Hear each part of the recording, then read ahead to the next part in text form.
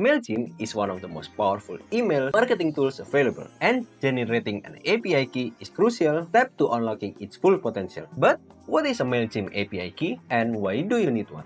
An API key allows your MailChimp account to communicate securely with other platforms and tools, such as WordPress plugin, CRMs, or third-party apps. You'll need an API key when integrating MailChimp with your website, syncing data across platforms, or automating your email campaigns.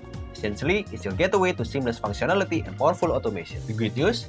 Generating a MailChimp API key is incredibly easy. Here's how you can do it in just a few steps. First, log into your MailChimp account. In this navigation menu, go to the Account and Billing section. Once you are there, navigate to the Extras tab and select API keys. From here, click on Create a Key.